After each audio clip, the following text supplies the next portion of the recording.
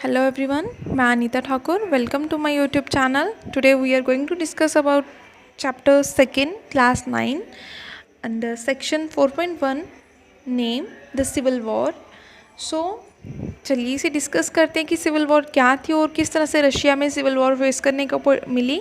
तो जैसा कि आप लोगों को पता है कि बोल्शेविक्स ने ऑर्डर दिया था कि लैंड रीडिस्ट्रीब्यूशन होनी चाहिए. जितनी भी ज़मीन नोबैलिटी के पास है वो पीजेंट्स को मिलनी चाहिए, क्योंकि एक्चुअली पीजेंट्स की ही वो ज़मीन है जो उसके ऊपर क्या करते हैं, मतलब प्रोडक्शन करते हैं, क्रॉप्स लगाते हैं.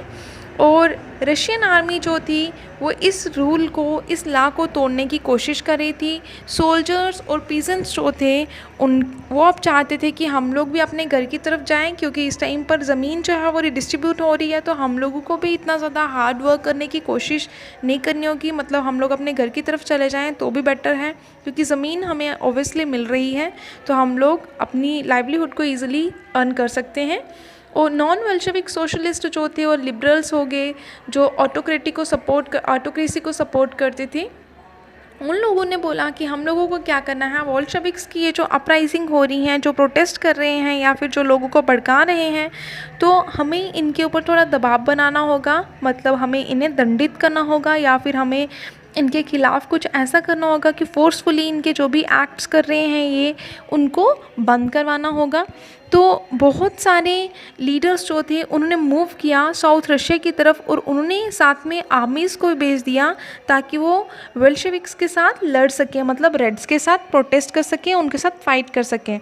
लेकिन ड्यूरिंग 1918 और 1919 में देखा गया, जो ग्रीन्स और वाइट्स थे, लाइक सोशलिस्ट रेवोल्यूशनरीज़ को ग्रीन्स कहा जाता था और सारिस्ट एम्पायर के लोगों को वाइट्स कहा जाता था.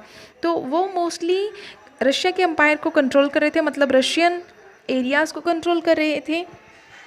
तो यहाँ पर बताया गया कि रशिया में जब सोशलिज़म की अपराइजिंग्स हो रही थी, बोल्शेविक्स की अपराइजिंग हो रही थी, तो जितनी भी फोर्सेस थी, चाहे वो फ्रांस की हो, क्या अमेरिका की हो, ब्रिटिश की हो, जापान की हो, तो उन सभी को बैक कर दिया गया, उनको दोबारा भेज दिया गया. उनको ये चिंता थी कि सोशलिज़म जो है वो बहुत तेज़ी से स्प्रेड हो रहा, तो कहीं ऐसा ना हो कि सोशलिज़म की चपेट में मतलब दूसरे नेशंस जो हैं उन पर भी मतलब इनका कंट्रोल हो जाए. और बोल्शेविक्स जो थे उनके साथ इन सभी ट्रूप्स की लड़ाई हुई, चाहे जापान के और ब्रिटिश के, अलग अलग नेशन से जो बिलोंग करते थे. सिविल वॉर हुई, लूटिंग, मतलब वहाँ पर लूट मार जो थी वो बहुत ही कॉमन थी. बेंडेटरी, डाका डकैती हो गई.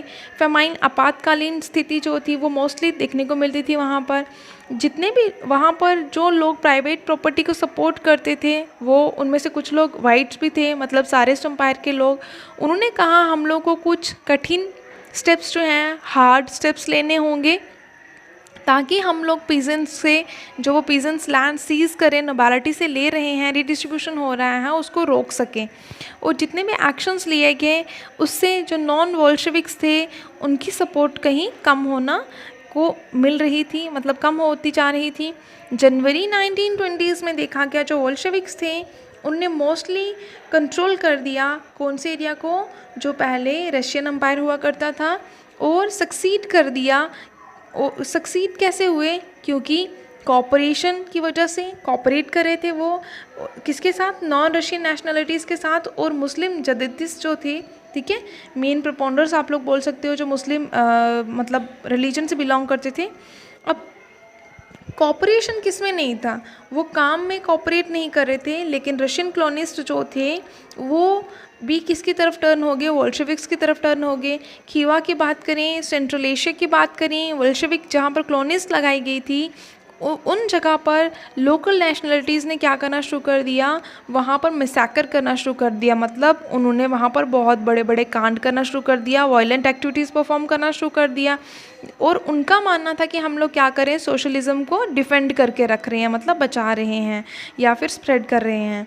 तो ये जो सिचुएशन थी उस टाइम पर मोस्टली पॉपुलेशन जो थी वो बहुत ही कंफ्यूज्ड थी. उनको समझ में नहीं आ रहा था कि बोल्शेविक गवर्नमेंट जो है वो एक्चुअली साबित क्या करना चाहती है, वो क्या रिप्रेजेंट करना चाहती है. तो अगर हम लोग बात करें, जो नॉन रशियन नेशनलिटीज़ थी उनको क्या कर दिया गया, उनको पॉलिटिकल ऑटोनॉमी दे दी गई. पॉलिटिकल ऑटोनॉमी का मतलब क्या हुआ कि उनको पॉलिटिकल पावर दे दी गई कि आप लोग क्या करो, इस गवर्नमेंट को चलाओ, ठीक है, और गवर्नमेंट कौन सी, कहाँ पर गवर्नमेंट चलाने की बात हो रही थी? सोवियत यूनियन मतलब यूएसएसआर, जिसको बोल्शेविक्स ने क्रिएट किया था रशियन एम्पायर के थ्रू दिसंबर 1922 में। लेकिन ये ज़्यादा देर तक कंबाइन नहीं रह पाया। अनपॉपुलर पॉलिसीज़ की वजह से बोल्शेविक्स जो थी वो क्या कहते थे कि लोकल गवर्नमेंट को कि आप हमारी पॉलिसीज़ को फॉलो करो।